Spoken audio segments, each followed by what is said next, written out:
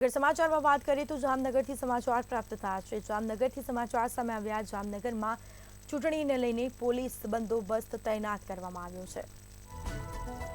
સમાચાર સામે આવ્યા છે। અલગ અલગ સ્થળો પર ચેકિંગ કરવામાં આવી રહ્યું છે।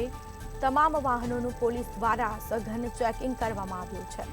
અજાણ્યા વાહનોનું પણ ચેકિંગ કરવામાં આવી રહ્યું છે।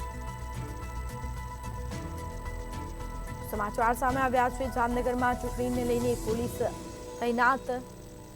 અલગ અલગ સ્થળો પર પોલીસ દ્વારા સઘન ચેકિંગ હાથ ધરવામાં આવ્યું। તો તમામના વાહનોનું ચેકિંગ પણ કરવામાં આવી રહ્યું છે। પોલીસ દ્વારા સઘન ચેકિંગ હાથ ધરવામાં આવ્યું છે। તો અજાણ્યા વાહનોનું પણ ચેકિંગ કરવામાં આવી રહ્યું છે।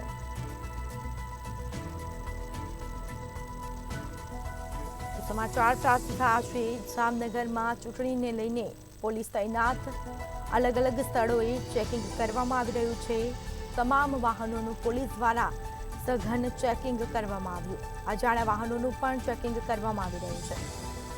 પોલીસ દ્વારા સમગ્ર કહી શકાય કે સતર્કતા જોવા મળી। પોલીસ તૈનાત કરવામાં આવ્યું। પોલીસ સતર્ક બની છે। આવનાર દિવસોમાં હવે લોકસભાની ચૂંટણી આવવાની છે અને જેને લઈને પોલીસ દ્વારા સઘન ચેકિંગ હાથ ધરવામાં આવી રહ્યા છે।